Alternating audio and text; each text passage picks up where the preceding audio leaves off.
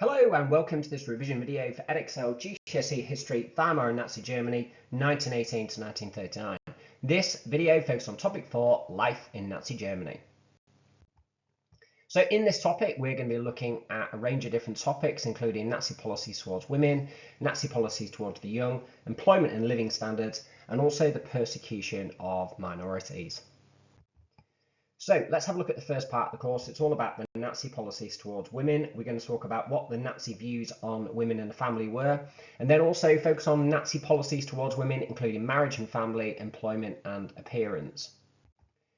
So these two sources show us quite clearly the Nazi policies towards women. The family portrait is a print which is from a painting by Wolfgang Willrich from 1938, showing very much the ideal Aryan family, lots of children, blonde hair, blue-eyed, a peasant family linking to the idea of blood and soil. And then there's the front cover of a Nazi magazine from 1939, issued for Mother's Day, or known as Muttertag in German. So what were the Nazi aims towards women? Well, they wanted to increase the birth rate, increase the number of marriages, decrease the number of women in work, remove women from politics, encourage women to stay at home and adopt a healthy lifestyle. They said that women should participate once a month in something called One Pot Sunday, which was making a stew from leftovers to reduce waste. And they also felt that the ideal family was an Aryan family. Women should not follow fashions, and should have a natural look, including no makeup, and women should not smoke. The policies towards women can be summed up with the idea of Kinder, Kirche, Küche, which means children, church, and kitchen. So we're just going to delve into the actual Nazi policies towards women. So from 1933, women were banned from professional careers. Propaganda was used to encourage women to stay at home and not take on the jobs of men. Mother's Day, or Muttertag, was declared an official holiday from 1933, and the law for the encouragement of marriage in 1933 gave marriage loans up to 1,000 marks to married couples if the woman agreed to stop working. Couples would be let off a quarter of their marriage loan repayments for each child that they had. From 1936, women were given monthly payments to help with raising children, and at school, girls' education was tailored to being a wife and a mother. The divorce laws in 1938 were changed. If a wife could not have children or had an abortion, it could be used as a grounds for divorce. And the Mother's Cross was introduced. This encouraged childbirth. It was given to women for the number of children they had, 4 to 5 for bronze, 6 to 7 for 6 to 7 children silver, and 8 children equals gold. And it was awarded each year on the 12th of August, which was Hitler's mother's birthday. So what were the Nazi policies towards women? Well, the Nazis wanted women to stay at home and not work. Propaganda encouraged women to be wives and mothers. Women were told to concentrate on Kinder, Kirche, Küche. From 1933, women were banned from professional jobs like doctors, teachers, civil servants. And in 1933, 37% of women were in the workforce, but by 1937, it was 31%. By the end of 1934, 360,000 women had given up work. From 1936, women could not be judges or do jury service. And in 1937, grammar schools for girls were banned. The number of female students in higher education fell from 17,000 in 1932 to 6,000 in 1939. Now, in terms of how successful the Nazis were in terms of their aims towards women, well, the Nazis wanted women to get married and have lots of children, and as we've seen, to do this, they gave the marriage loans, 1,000 Reichmarks, to Aryan couples, and the loan was reduced by a quarter for every child. 250 loans were granted in 1934. The honour of the German mother, the honour cross of the German mother, was issued to women who had large families, as we've seen, and divorce was made easier. But in terms of the impact of Nazi policy, marriages increased from 516,000 in 1932 to 772,000 in 1939. The birth rate rose in the early 1930s, but by 1939 the rate had declined again. The average number of children per couple in 1932 had been 3.6, but by 1939 it had dropped to 3.3. In order to stay at home and not go to work, they encouraged women to stay at home. The loans above were only given if the woman gave up her job, but by 1937 this requirement was removed as they realised it was proving really difficult. So in terms of the impact, the number of women in employment actually increased slightly between 1933 and 1939. Women earned less wages, so employers wanted to employ them. In agriculture, 4.6 million were employed in 1933, but by 1939 this had increased to 4.9 million. And in industry, the number of women employed also rose from 2.7 million to 3.3 million. The Nazis didn't want women to be involved in higher education. They wanted to limit the number of women at university to just 10% of all students. The number of women in higher education actually did fall fast, and the lack of qualified women during the Second World War will actually become a big problem for Germany. So the second topic is all about Nazi policies towards the young. You're going to look at Nazi aims and policies towards the young, the Hitler Youth, and the League of German Maidens, the Nazi control of the young through education, including the curriculum and teachers. So in terms of Nazi policies towards the young, when the Nazis came to power, they changed education in order to indoctrinate and control young people. In 1933, politically unreliable teachers were forced to resign from their jobs. Jewish teachers were not allowed to teach in non-Jewish schools. And the National Socialist, or a Nazi Teachers League, was established, which ran political education courses in order for teachers to learn Nazi ideology. Teachers had to follow Nazi policies or they could be arrested, and teachers were in constant fear of students acting as classroom spies. The Nazis also set up their own specialist schools to create future leaders. Napola, or military cadet schools, were set up and run by the SS, or the SA officers, to teach a military education. Adolf Hitler schools were run by the leaders of the Hitler Youth and were designed to create future leaders. They focused on physical and military education, but neither of these ideas worked well. By 1939, only 6,173 were actually being educated at the 16 Napola and 10 Adolf Hitler schools. In terms of school in Nazi Germany, teachers who refused to teach Nazi ideas were sacked. 20% lost their jobs in 1933.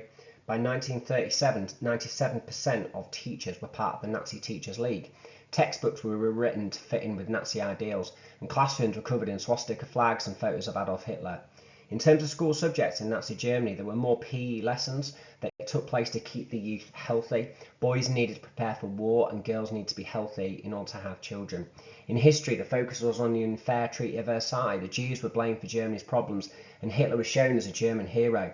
In biology, they taught about the superiority of the Aryan race. In physics, the focus was on explosives and firearms. Geography taught about lands in the east that Germany should take, the Lebensraum. Race studies was taught about Nazi race ideas, and eugenics, the idea of selective breeding, was a new subject. They were both new subjects taught in schools. The curriculum had a different focus for boys and girls. And one really good example when you're thinking about the Nazi policies towards the young is the story of Henry Mettelmann. So Henry Mettelmann was a working class boy in Hamburg in 1922, born in Hamburg 1922, and he joined the Hitler Youth at the age of 12, and he became increasingly involved in the Nazi movement. His drift towards Nazism and the influence of his father's communist ideas is a key theme of his story. Henry fought on the Eastern Front during the Second World War. Having experienced the horrors of the Second World War, he came to realise the true nature of Nazism. And this is a quote from Henry's book, Growing Up in Germany in the 1930s, which quite often comes up as a source. Even though father hated everything connected with the Nazis, I liked it in the Hitler Youth. I thought the uniform was smashing, the dark brown, the black, the swastika and all the shiny leather. Where before we seldom had a decent football to play with, the Hitler Youth provided us with decent sports equipment, and previously out of bounds gymnasiums, swimming pools and even stadiums were now open to us. Adolf Hitler once said those who have youth on their side control the future, and what he meant is that he wanted to gain control of young people in order to be able to indoctrinate them and to secure the 1,000-year Reich that he wanted. The Hitler Youth was set up in 1926, and by 1933, when the Nazis came to power, it had 55,000 members. There were different sections for boys and girls, with juniors aged between 10 and 14 and seniors aged between 14 and 18. At first, membership of the Hitler Youth was voluntary, but by 1939 it was compulsory to attend meetings, although it's interesting to note that many young people still never joined the Hitler Youth. The Nazis shut down other youth groups, and after 1936 the Hitler Youth was the only way to access sports facilities and activities for young people. By 1939, 80% of the young belonged to the Hitler Youth. Hitler Youth members were brainwashed. They had to sing political songs and read Nazi books. They went on parade through towns.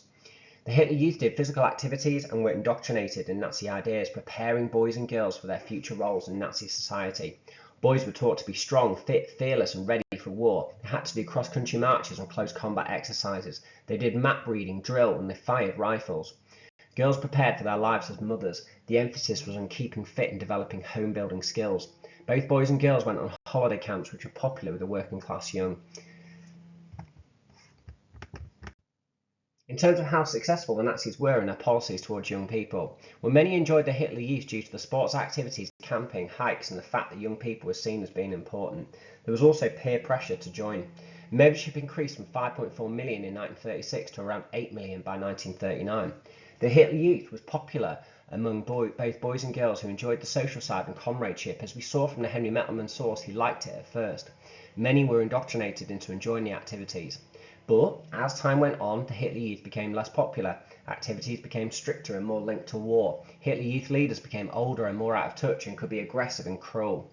3 million young people never joined the Hitler Youth, and some young people joined opposition groups like the Swing Movement or the Edelweiss Pirate. Rules became stricter in the Second World War. For example, a 1940 law banned young people from being out or attending clubs after 9 p.m. Okay, the third part of this video is all about employment and living standards. Nazi policies to reduce unemployment, labour service, the Autobahn, rearmament and invisible unemployment. You also need to know about changes in the standard of living, especially of German workers, the Labour Front, strength through joy, beauty of labour. So when the Nazis came to power, unemployment was extremely high, and the Nazis had promised people work and bread, as we can see in the poster. The Nazis were successful in tackling this, and by 1939 there was actually a labour shortage. Now, they did this through things like public works programs. 2,000 miles of new autobahns, motorways were built mainly without machines. Railways, canals and bridges were built, as well as hospitals and schools. And this graph shows you how unemployment went down when the Nazis came into power. Although it's interesting to note that unemployment was starting to fall even before the Nazis came to power. Now, other things the Nazis did in order to tackle unemployment was through the National Labour Service, or the RAD. In 1935, it was compulsory for all 18 to 25-year-old men to do 6 months labour service. This might involve things like digging ditches, for example, or diverting rivers, or tackling floods, for example, and it took many people out of unemployment. And it was extended to women in 1939. The workers got food and accommodation but were paid very little money. Conditions were really strict and most men worked on public work programs or in agriculture. Rearmament. By 1936, 2/3 of government spending was on rearmament. Money was spent on new weapons and military uniforms. Industry in iron, steel and chemicals grew. There was also invisible unemployment. Women were pressured to give up work, but Jews were not counted in the unemployment statistics, so that also created invisible unemployment. And in 1935, conscription was brought in for all males 18 to 25 to do 2 years of military service, which again massively reduced unemployment. In terms of employment and living standards, small businesses were affected. In 1933, the law to protect retail trade increased taxes on large department stores to protect small businesses, who were known as the Mittelstand. However, small businesses could not compete with big businesses, and the law failed. The number of small traders or artisans fell from 1.6 million to 1.5 million between 1936 and 1939. Firms producing consumer goods lost money and small businesses were not able to compete with big businesses. 300,000 small businesses went bankrupt. In terms of farmers benefited from Nazi policies when Hitler became leader. Debts were cancelled and food prices were increased. The Nazis, though, passed the Reich-entailed farm law in May 1933, which aimed to force farm owners to pass the land on to their eldest sons rather than divide it or sell to large landowners. The rural population fell from 21% to 18% as the Nazi policy stifled innovation. Towards the late 1930s, food prices were controlled and farming began to struggle due to labour shortages and poor investment. In terms of workers, the Nazis promised to provide work and bread. The Nazi policies created jobs with a labour shortage by 1939. Workers involved in the armaments industry got paid well, but other workers saw their wages decrease. The replacement of trade unions with the German Labour Front in 1933 meant that workers had fewer rights. Workers didn't always have a choice about what job they did. Those seen as work shy were sent to concentration camps. Now, in terms of big business, factories and big businesses benefit greatly as the Nazis got rid of trade unions and replaced them with a Nazi-led German Labour Front. This led to lower wages and longer working hours without fear of strikes. Rearmament policies also benefited some big businesses such as Daimler-Benz, who made aeroplanes. Many big businesses used slave labour from concentration camps in the 1930s. And here in 1938 we can see Adolf Hitler speaking at the opening ceremony of the Volkswagen car factory in Fallersleben, Germany. Now, as we've mentioned in these videos, the German Labour Front, the DAF, was set up on the 10th of May 1933. Now, ordinary Germans could not easily get work without being a member. By 1939, it had 20 million members and it created the Strength Through Joy and Beauty of Labour schemes. Now, Beauty of Labour was set up to improve working conditions. They did things like improve facilities for workers and promote good working conditions such as new toilets, showers or air conditioning or improving canteen facilities. But none of it was like a patch on what probably workers would have got had they had trade unions.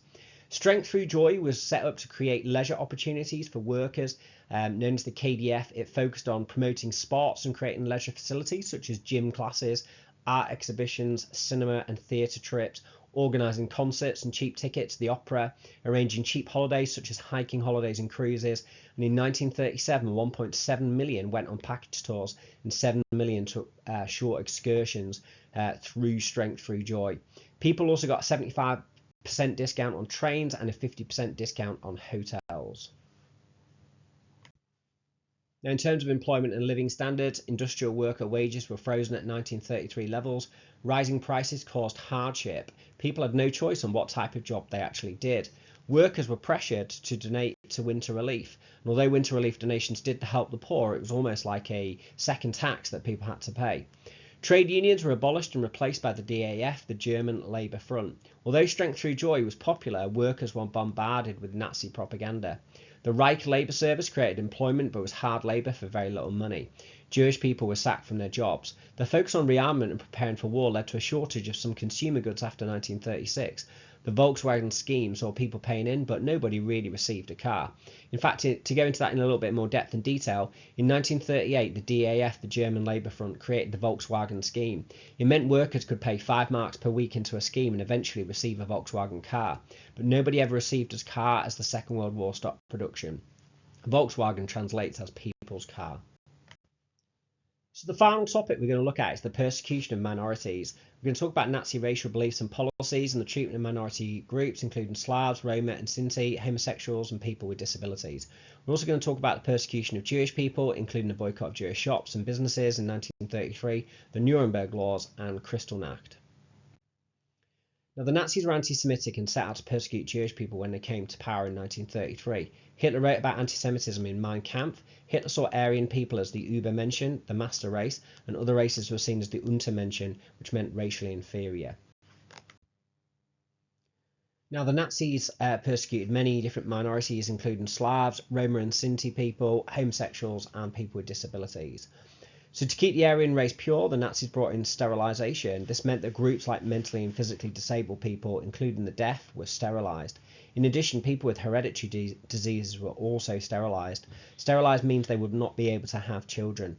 Between 1939 and 1941, over 100,000 physically and mentally disabled Germans were killed secretly. This was without the consent of their families. This led to opposition from the Catholic Cardinal Galen. Homosexuals, Jehovah's Witnesses, Roma and Sinti people, black people, Slavs, pacifists, those seen as work shy and criminals were often rounded up and sent to concentration camps. In concentration camps, the Nazis forced prisoners to wear badges to identify them. Now, the Nazis defined non-Aryans as Untermenschen or subhumans, and as we've seen, this term included a wide range of people such as Sinti and Roma people, Gypsies, black people and Slavs, but Jews were seen as the most inferior race by the Nazis. Now, how did the Nazis define who was Jewish? It did not matter whether someone had Jewish beliefs, everything depended on ancestry. According to the Nuremberg laws in 1935, anyone with 3 or 4 grandparents who were Jewish was also Jewish. Those with 1 or 2 Jewish grandparents were known as Mischling, which means half Jews. The Nazis believed that Jewish people could be identified by having distinct features such as larger noses, which of course is untrue. Hitler becoming Chancellor in 1933 was a turning point in the treatment of Jews. Treatment of Jews got steadily worse throughout this period. This was because the Nazis used propaganda, laws and violence in order to isolate and exclude Jewish people from German society. The Nazis created many myths about Jewish people. For example, the Nazis said Jews owned all the big businesses and profited from the economic crisis in the 1920s and 1930s. Some Jews did have successful businesses, but there were not many of them. Many Jews suffered in the Great Depression. The Nazis had a myth that the defeat in the First World War was because of Jewish people, in so-called stab in the back myth, but this was not true. Jewish people had fought in the German army during the First World War. Some received the Iron Cross for bravery. The Nazis said that Jews were racially inferior, but there's no scientific evidence for this at all. There is a single race of humans. The Nazis said Jewish people were communists. Some Jews were communists, but others belonged to different political parties. Jewish people controlled Germany is what the Nazis said. Jewish people did not control Germany. Jewish people made up only 1% of the population. Their influence and power was fairly limited, and only a few Jewish people were politicians. Along the timeline below are some of the key events that we're now going to look at in the persecution of the Jews. So when Hitler came to power in the 1930s, Jewish people were socially excluded. In 1933, life changed for Jews. There was a boycott of Jewish shops, and the SA attached posters to Jewish businesses and shops, encouraging people to boycott them, which means not to shop at them. Jewish people were banned from government jobs such as civil servants, teachers, lawyers, journalists, and media jobs. Jewish and non-Jewish children were no longer allowed to play together. There was indoctrination of young people. In schools, children learnt new subjects such as race studies and eugenics, which taught young people to be anti-Semitic. Stories such as the poisonous mushroom portrayed Jewish people as dangerous and inferior. Children's books and school textbooks were rewritten with anti-Semitic propaganda. Signs appeared in public places saying Jews not wanted here. Speeches from Nazis such as at the Nuremberg rallies portrayed Jews as being responsible for all of Germany's problems. Jews began to be banned from public places such as parks, while special benches for Jewish people painted yellow appeared in public places. Now, the Nuremberg laws in 1935 were really important. It said, in terms of the Reich law and citizenship, that only those of German blood can be German citizens. Jews were seen as subjects, not citizens, and had to wear a yellow star-shaped patch on their clothes. The Reich law for the protection of German blood and honour meant that Jews were forbidden from marrying German citizens, and it forbade sexual relations between Jews and German citizens. This was a key turning point, as Jews no longer had protection of civil rights, and many Jewish people left Germany as a result. Now, during the Berlin Olympics in 1936, which we talked about in the last video, the Olympics were held in Berlin between the 1st and the 16th of August 1936. This led to the so-called Olympic pause, where Jewish persecution was removed from public view. Persecution continued, though, outside of Berlin, and the routes in where visitors did not travel to. This poster is an anti-Semitic poster from a 1937 exhibition called The Eternal Jew. The Nazis are portraying Jewish people as rich and owning all the big businesses in Germany. They believed they had profiteered during the Great Depression. The poster focuses on the following: a stereotypical appearance, gold coins, a map of the world with a hammer and sickle, the symbol of communism and Soviet Russia, and a whip designed to portray Jewish people as being evil. 1938 was a turning point with anti-Semitic laws increasing. By 1938, Jews were banned from owning radios, typewriters or bikes. They were banned from going to the cinema, theatre or concert halls, from buying newspapers and magazines or attending state schools or university, or having their own businesses. Jews also had to add Israel or Sarah to their names to identify them as Jewish and have a J printed on their passports. Now, Kristallnacht took place on the 8th and 9th of November 1938. This was a key event in changing the lives of Jewish people. It was triggered by the assassination of a German diplomat in Paris by a Jewish student. In retaliation, Goebbels organised a campaign of violence. He encouraged the Nazis and the SS to attack Jewish people, their property and synagogues. 91 Jewish people were killed in the violence, and streets in Germany are full of smashed glass after shops and businesses and homes were vandalised and windows smashed. Goering then fined the Jews 1 billion German marks to pay for the damage the Nazis had caused. Kristallnacht was a real turning point because in the months after, 30,000 German Jewish people were arrested and sent to concentration camps. Many German people were shocked by the violence, but there were little protests and few spoke out. It led to an escalation in anti-Semitism and many German Jewish people leaving the country. So by 1939, there was a huge increase in persecution. By 1939, Jewish people were further excluded from society. They were not allowed to use swimming pools, they could not attend university. Jewish immigrants in January were not allowed to take valuables with them. Jews could no longer work as dentists, chemists, nurses, or in any medical post. By February, Jews had to hand over jewellery, gold, silver and pearls. And by March, Jews had to remove the ruins of synagogues destroyed by rioters. The reconstruction of the synagogues was banned. By April, Jews could now be convicted from their homes without a reason being given, and by September, Jews were no longer to leave their homes after 8 p.m, 9 p.m. in the summer. Okay, thanks so much for watching that revision video for Weimar and Nazi Germany, 1918 to 1939. That was topic 4, Life in Nazi Germany, 1933 to 1939. And good luck with your GCSE exams. Bye-bye.